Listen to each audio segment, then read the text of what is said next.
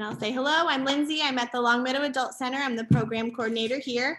And today we are so lucky to meet with Jeff, who is the founder of Jeff's Granola. And I have the pleasure of asking him a few questions, and then we'll open it up to anyone here.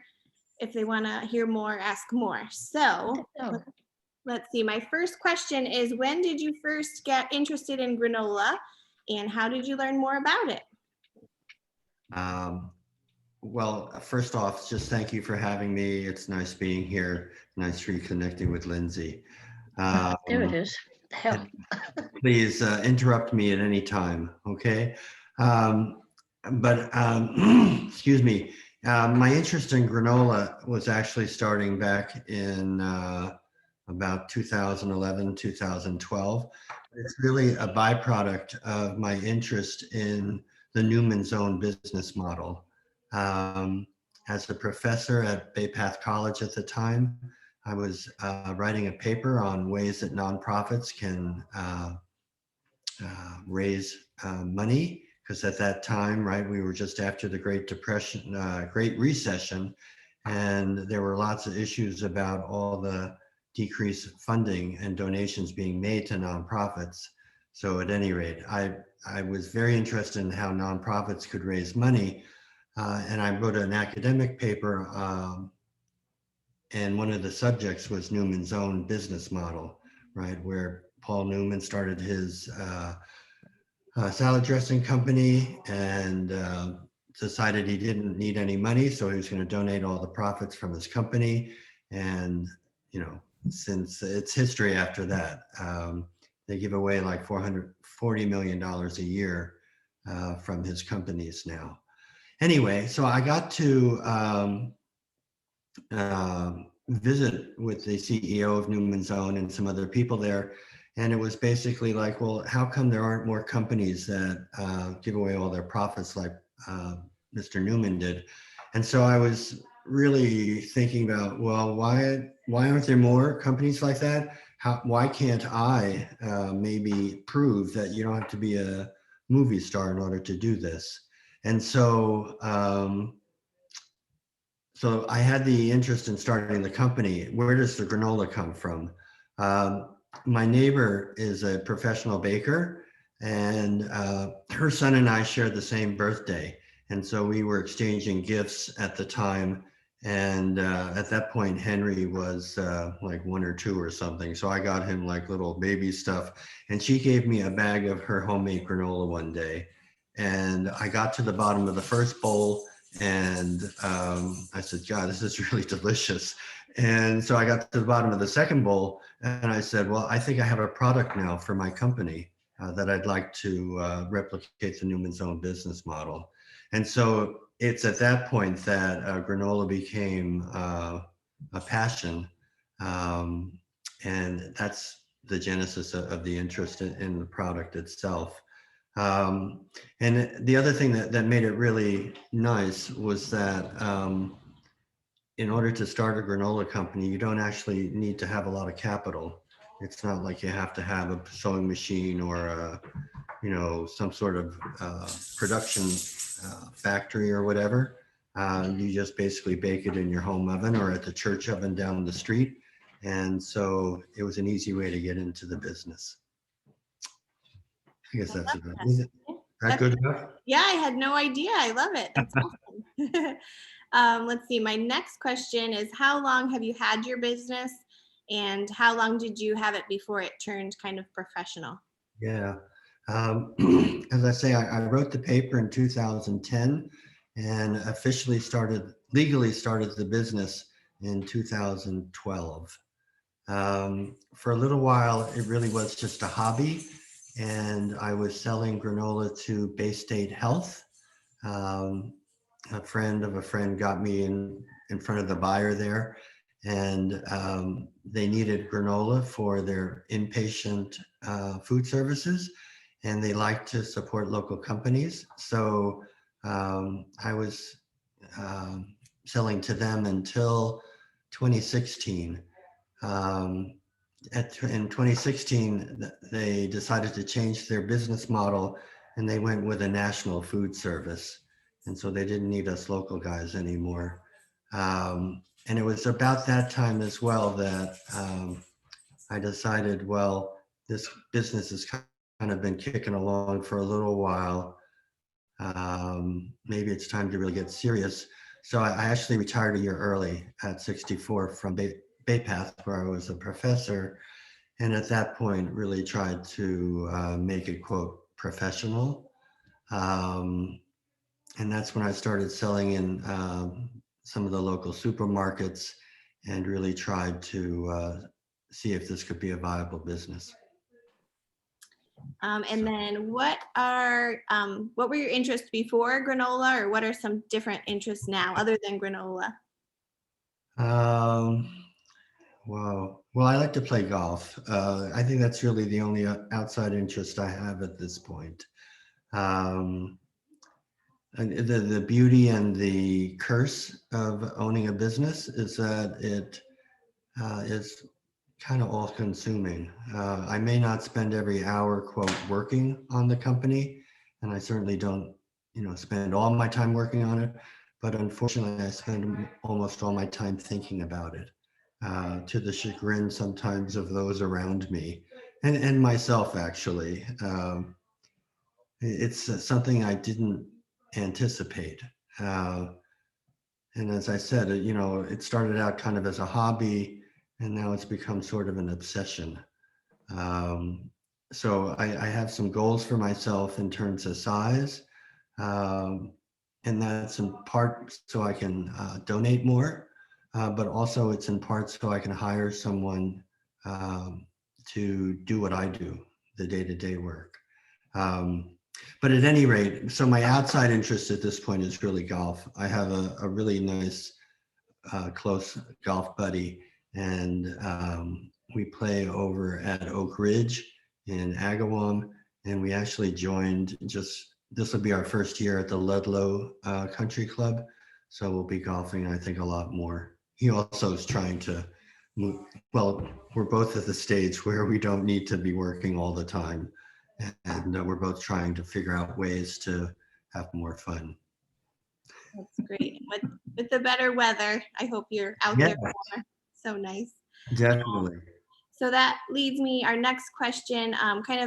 Can you tell us about the factory process? And you mentioned getting other maybe employees. Do you have any other employees right now? Yes, I do. Well, where we actually produce all the product, and I have some samples actually. If I turn my thing around, you can see it, but we'll get to that, I guess. The factory, I rent baking space up in Holyoke, maybe about 200 yards from Gary Room Hyundai by the mall up there is an old baking factory that's not really used for baking any longer. But the ovens are still there. It's still, I guess a lot of baking products come in and out of the facility. It's at 104 Whiting's Farm Road. And as I say, it used to be a real commercial bakery. So they have the huge ovens that you roll the racks of granola into. We basically use 2 of them and have about maybe 700 square feet of space we use there. The other part of the business that maybe is not as well known, because maybe see this stuff right at the stores, or you see this stuff at the stores. These are the retail products, right, that you can buy at the supermarket or online. But actually, the biggest part of the business now is selling these little 1-ounce bags of granola to school systems. And they use them in their breakfast, lunch, and snack programs, the federally funded programs. The granola I use, because the volume here is so great, I subcontract out the baking of these products to a company called New England Natural Baker, which is up in Greenfield. They're employee owned. They have it's a real factory. Everything is mechanized. And they have maybe 20 million, 25 million in annual sales each year. So they're really big. Anyway, so they sell me the granola in 25-pound bags. And I went out and bought a machine that would put them into little 1-ounce bags like this. So I have one employee who helps me. She runs the bagger and also helps me bake and also helps me deliver. She's fabulous. I really got lucky when I found her.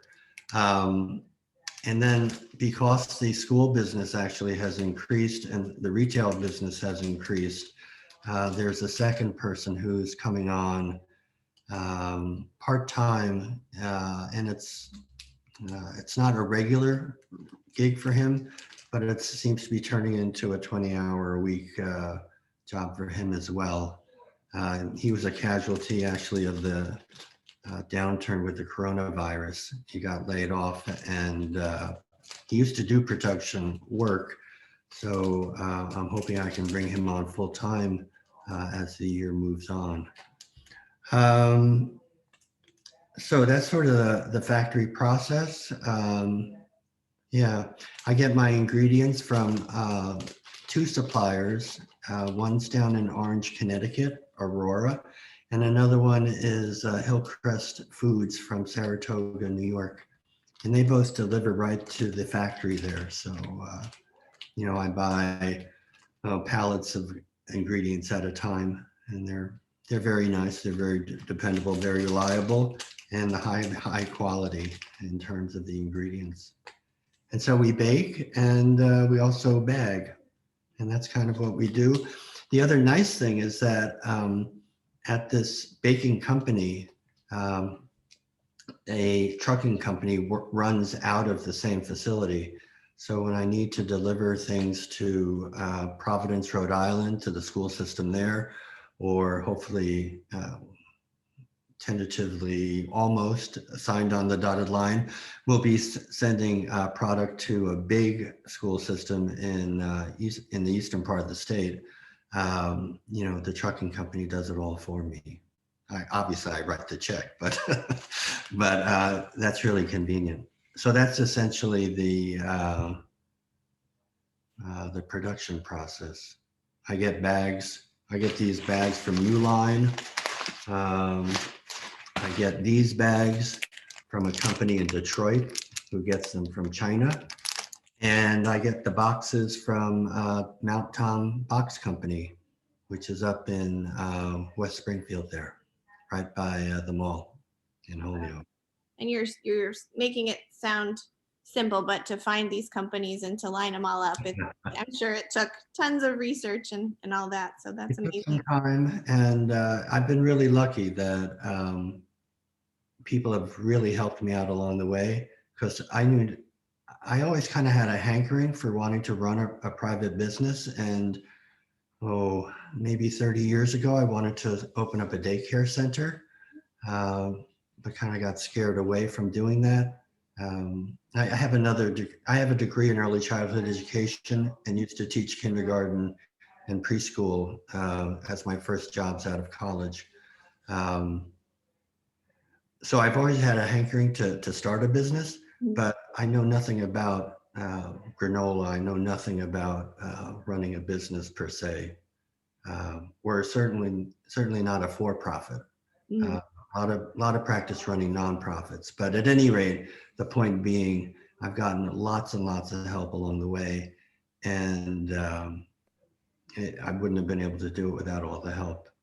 And with that in mind, maybe I'll just digress for a quick second. That there's this organization in Springfield called Valley Venture Mentors.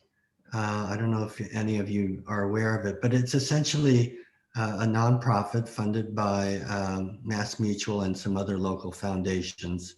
I think Davis also gives some money to them. And they essentially are a networking and instructional nonprofit that helps entrepreneurs who are starting out and really don't know what they're doing, helps them figure out what they should be doing, and poses some really great questions that startups really need to be thinking about. And in 2016 and then into 2017, I got into their, they call it a mentoring program.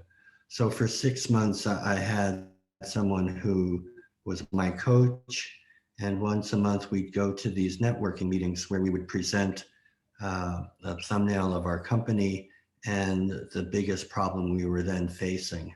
And then you had about an hour of meeting with different people in small groups who were interested in helping you out and giving you suggestions. And that was just, I'd be nowhere without the help I got from those folks. So. Can you say the name of that again, just to repeat it? Yeah, it's Valley Venture Mentors. That's It's great. located down in Springfield, and it's normally 1 or 2 nights a week. They run a couple of different programs depending upon the development of the company and also the people who are running them. Sometimes they have groups for students only. Sometimes it's for beginning entrepreneurs, and then they have like an advanced class for, they call it their accelerator, and that's for people who maybe are at the level I'm at now, to help them really get to the multi-million-dollar level. So that's great. And then can you talk a little bit about your donation process and how you figure that out? And, sure. I know there's a voting system, right? Yes.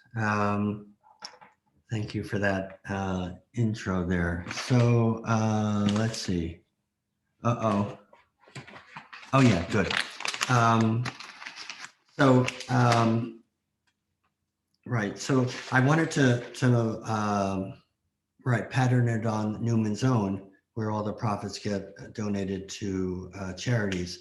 But from actually talking to Newman's Own and the people there, they talked about Cone Inc., CONE, and it's a research company based in Boston that is an expert on cause marketing.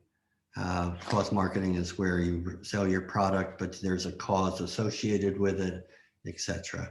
And in looking at their research, it was really clear that customers, while they like to support companies that give their money away to charity, like Patagonia or like Smile now on Prime, you can give 1% of your revenues away.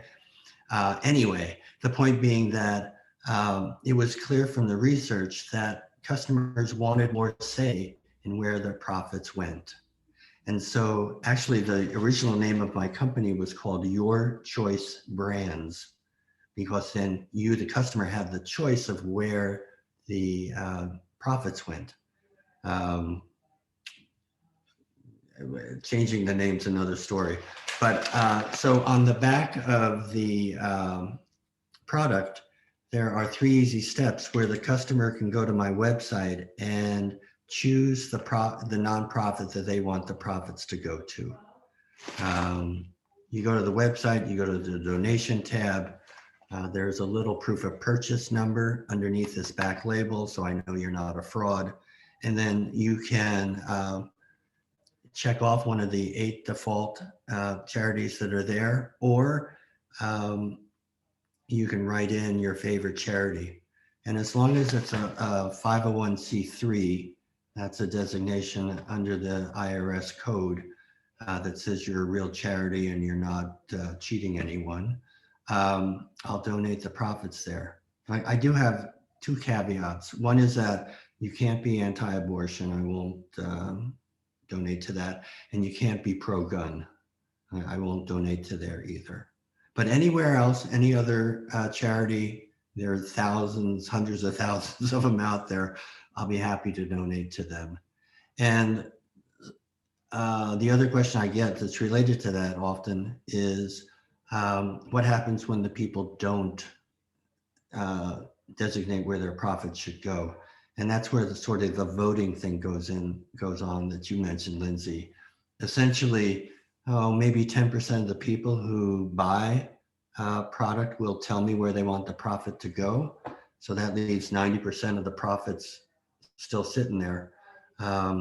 So I just proportionately give those undesignated profits away to the charities that people have, quote, voted for. So it's just done proportionately. I love that. I love that. I didn't know the whole system, so I'm so intrigued. That's great. The other thing, I guess, related to the charities, you'll go into some stores, and whereas this one says, I'm going to hold it up close so you can really see, all profits to your favorite charities. That's where you can go online and tell me. But in some stores, across the top, it just says all profits to. And in this case, it's Survivor Journeys, which is the local cancer support nonprofit started by Jay Burton. He's local in town here. And some of the profits in certain stores get donated to a specific charity, and that's because the nonprofit helped me get on the shelf. So if nonprofits help me get on the shelf, they get the profits from that store. So there are 3 big Y stores like that. The River Valley Co-op store up in Northampton, all profits there go to the United Way of Hampshire County. And starting later this week, the Restore, it's called Restore. The Habitat for Humanity of Greater Springfield runs that, I guess, like a Goodwill store of building supplies over in Westfield. They're going to start carrying it as well as a fundraiser for themselves. And so any sales in that store will also go to them. So that's great. And then 2 more questions before we let other people. So one, you touched upon a bunch of places where you could buy it, but I was wondering more locally for people listening today. I know Big Y, do they still carry it? Yeah, Big Y carries it. They're in like 13 stores now. So pretty much anywhere locally in Hampden County, Hampshire County, you'll find it. If I was to go quickly through it, Longmeadow, East Longmeadow, Fresh Acres, Toland down in Connecticut, Simsbury in Connecticut, Southampton, Southwick, Westfield, West Springfield, Northampton, Amherst, Ludlow, Greenfield, and Hadley, South Hadley. Wow. So those are the big Y stores. Yeah. How did I do? I'm impressed. Well, don't tell me 5 words and then get me talking about something else and then ask me the 5 words again. Yeah, that's different. Because I won't remember them. I don't do good on that test at all. It's also available, as I said, up at River Valley Co-op in Northampton, and it's also available at State Street Market and Cooper's Corner in Florence. Those 2 stores are similar. It's also obviously available online, and it's also available in the Boston area through a home delivery food service called New England Country Mart. Wow. So we're trying to get more and more, and actually there's someone interested in carrying it in some stores in Virginia, and that'll probably start in the spring. So. Wow. That's great. My last question is, you're a Longmeadow resident, so I just wondered your favorite part of being a Longmeadow resident, and I know you're not from here, so I wonder how it's different than maybe where you're from. Yeah, well, let's see, before we moved here, we lived in Jenkintown, PA, which is outside of Philly. It's just a very small, self-contained 1 square mile township. has its own school system, very closely knit, has a lot of people, frankly, who grew up in the town and stayed in the town, married their sweethearts. And yeah, so in that way, it's kind of similar to Longmeadow, that you have have a lot of long-time residents, a lot of, if you will, intergenerational. Um, the one difference there, though, that was really nice, but it's not New Englandish. Everybody called everybody by their first name, regardless of age. So even if you were a little kid, there was no Mr. Grime. It was just Jeff. I like that a lot. And I guess if you go way, way back, the town I grew up in was similar to Jenkintown. It was called Fanwood in New Jersey. And it's very much like, the street I lived on is very much like Ellington Street here in Longmeadow, where there are lots of community, well, we didn't do drinking parties there, but we had a lot of picnics and a lot of community street events. So in that way, Ellington Street is very much like where I grew up. It was nice. Well, I loved all your answers. I know there are, I hope some people would speak up and ask a question or a comment here today. Yeah. Feel free. Anything goes. What percentage of the time do you spend actually doing stuff? And what percentage of the time do you spend having to figure out all the paperwork for the charitable donations? Yes. Yeah, how much do I spend in the business as opposed to on the business? And spend probably 90% of my time doing stuff related to making, bagging, etc. The product. The actual charity work takes me maybe a week, a year. In other words, I do the calculations of the charitable, the donations every January after I've closed the books for the year. So I know actually what my profit is for the year. And then I go back and I double check the emails that I automatically get during the year from people who have gone to the website and told me where they want the charities to go. I mean, the donations to go. So that basically takes me a week to kind of make sure I haven't made a mistake, make sure I haven't missed emails. I keep a running Excel spreadsheet of who's asked me to do what and how much product they've actually bought. So I know what percentage to, or what weighting to give to each of the requests. Mm-hmm.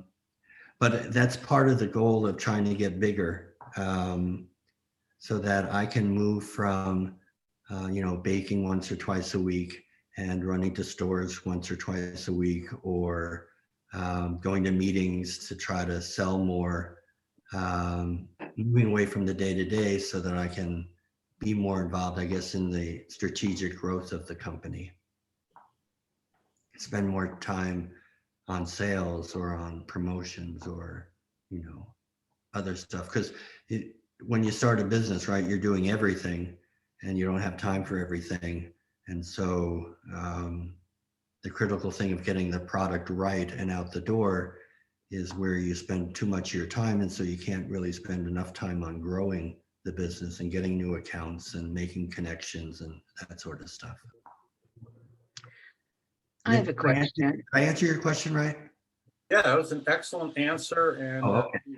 Thank you for not objecting that I just jumped right in. Oh, no, please. I used to be a professor. I said earlier, I used to be a professor, and one little digression here. The reason why I got out of teaching is because I had one class this one fall where I couldn't get the students to participate at all. And it was a 4-hour once a week class, and it was deadly. And when I couldn't get the students to talk, I knew it was time for me to quit. Yeah, I used to be one of those in the 400-seat lecture that would stand up and yell a question. And every now and then, I was an engineer, and every now and then I would ask a question that made it very obvious I was clueless. Yeah, I got a standing ovation once for one of them. Oh, well, you were braver than me. I used to sit in the back of the room as a student, not say a word because I had. I was really obnoxious. I'm paying money.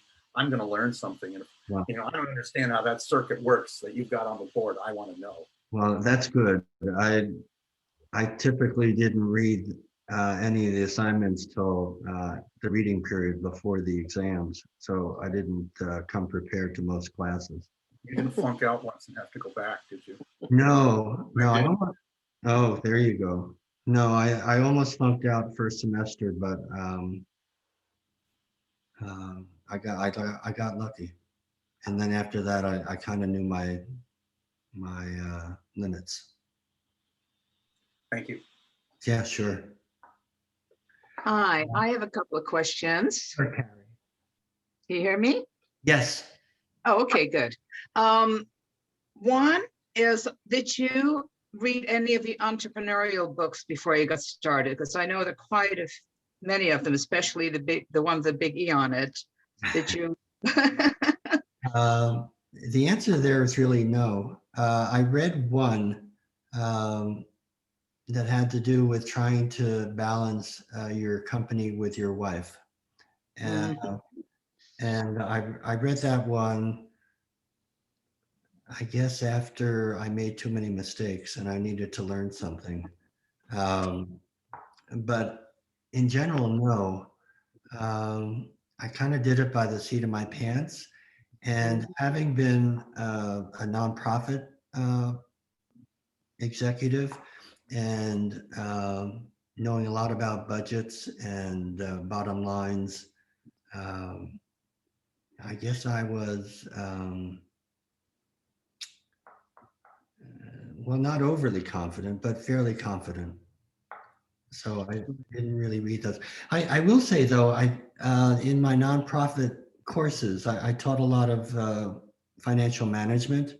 And so there I had read a number of books about nonprofit business, and we also used some business books. In other words, Jim Collins's Good to Great is one of the sort of business books about how to grow your business, how to hire the right people, all those sorts of things. So it's in the same vein. But no, I didn't specifically read books once I got started. Great, thank you.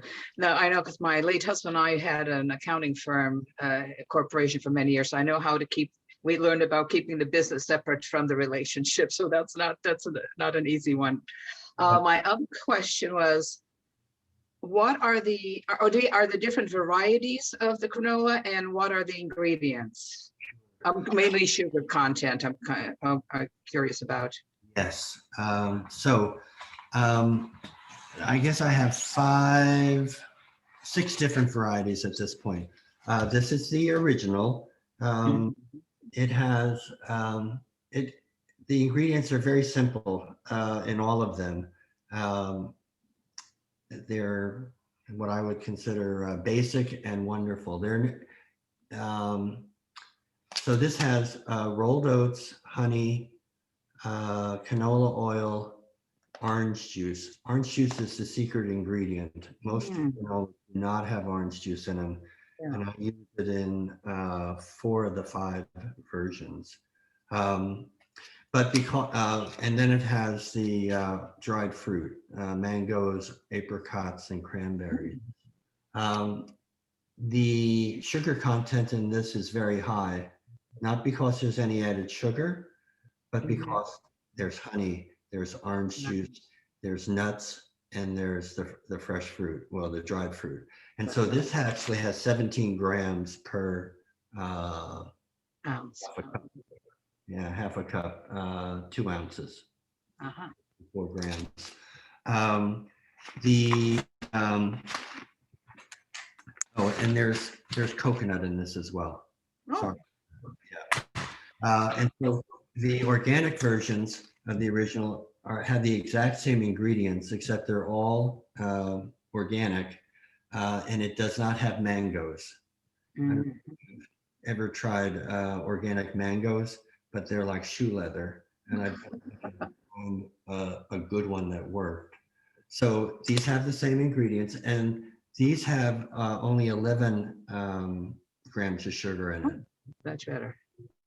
Yeah, so it's a little less, in part because the coconut has not nearly as much sugar in it as the original does.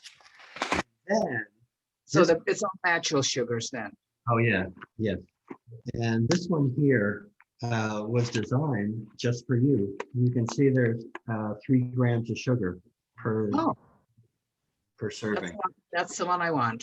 Yeah, and this was designed for the people who, looked at the organic or at the original and said, "Whoa, you got way too much sugar there," and they didn't even look anymore to see that it was all natural versus, Uh-huh. this actually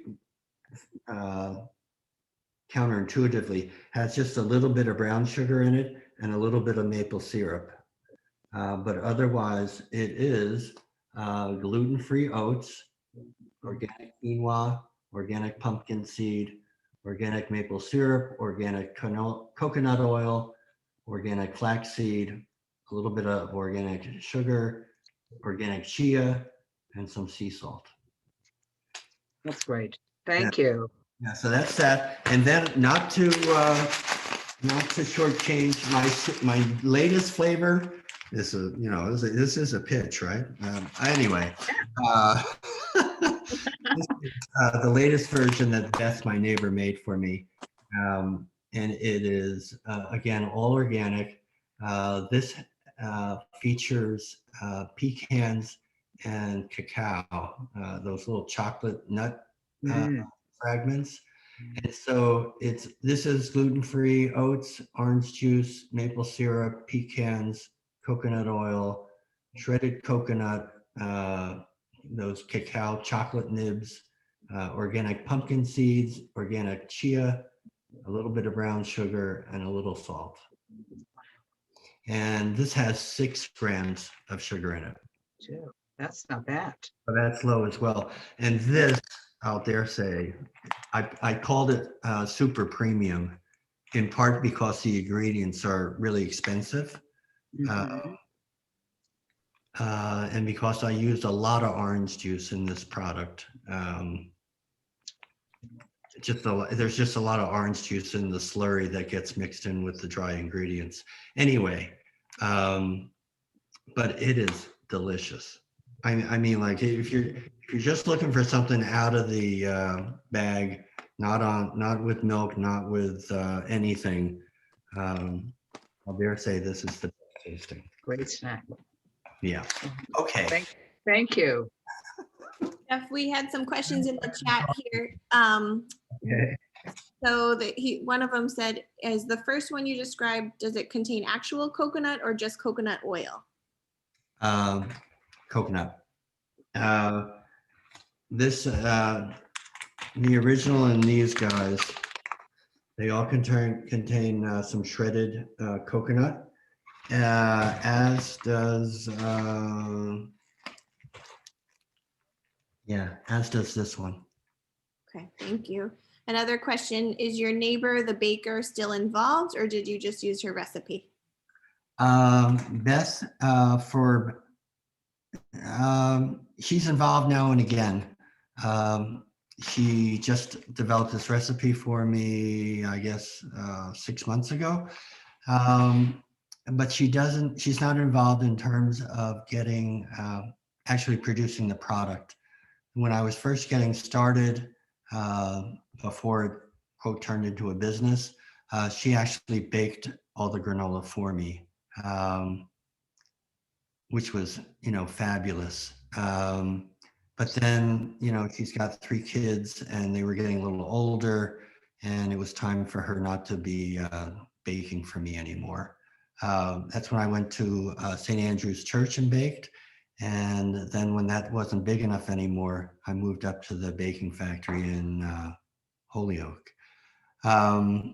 I will say though that because she's always kind of there as a backstop and as a helper, technically when I need her, and because she developed all the recipes, she gets a 1% royalty each year. So whatever the total gross amount is that I gross, she gets a 1% commission or royalty. And last year's sales were 183,000. So, you can do the math. But essentially, without her, there'd be no business. And she was a real trooper in the early couple of years. And of course, she's still there to help me out when I need a new flavor.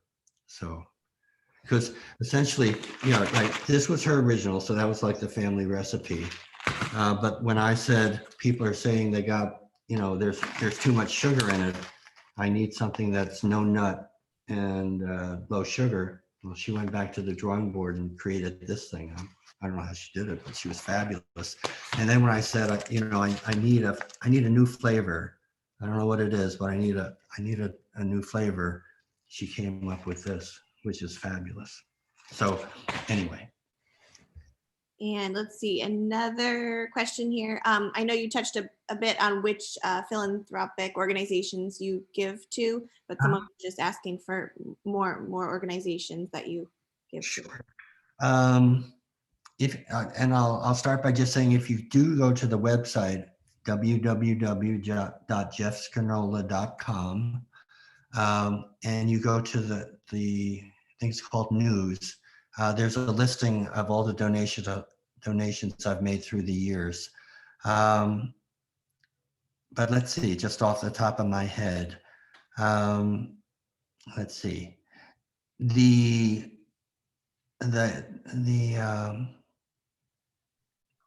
the charities that actually get them. Oh yeah. So yeah. So I see you've got it up here. So if you go to @JG supported. Oh, this one? Yeah. Yeah. Oh, look at the list. That's a listing of all of them. And if you note at the top, each year, the people who get the most are the backpack programs. These are the public school systems that buy these 1-ounce bags from me. And because they're my customer, they get to choose where the donation goes. And each of them have asked me to donate it to their weekend food programs. And going down there, you can just see some of the other more popular. The ones that all have $2.97, that's just one individual customer bought once or maybe more, but only told me once that where they wanted the profits to go. So, there's a selection. That's really good, Lindsay. You're good with the computer there. Oh, thank you. Let's see, one more comment. Someone said, please make a new flavor without coconut. And then Jeff has kindly donated a bag of granola to 3 lucky people today. So I'm going to use my random number generator to find that out. Let's see. And then we'll use our list here. Let's see. All right, everyone cross their fingers. Let's see, we'll do 1, 2, 3. Okay, Ellen Gold, you are a winner. What flavor does she want? Ellen, can you unmute and tell the flavor? Let's see one. I'll try the chocolate and pecan. Yeah. Oh no, this one. You'll like it. Yes. Okay. Whoops, we lost somebody here. So hold on. Let's see. I'm doing it too technically here. Let's see. 1, 2, 3, 4. Okay, Carrie L. Oh, thank you. Congratulations. I'd like the one with the least sugar, please, because I'm diabetic. There you go. 1, 2. Wonderful. Thank you. Can't wait to try it. Thank you for being And on. then Fred, you are a winner. Hey, I'd like the one that the other people didn't take, please.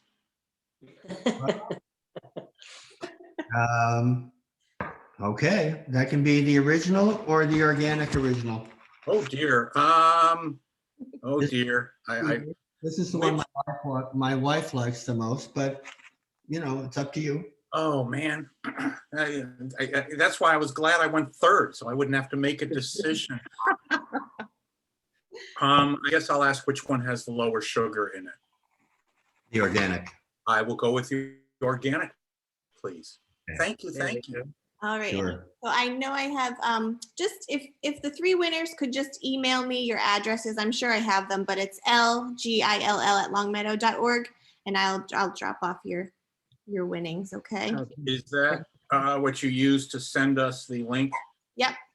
I will do that. Thank you, thank you, thank you. Thank you, Lindsay. Well, Very thank you so interesting much. and good eating. Great.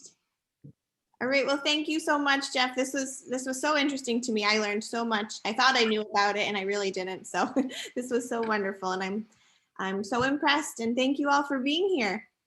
Thank you, Jeff, and thank Thank you, you, Lindsay. Thank you. Thank you. Your Great. dinner, the sun. Till next time.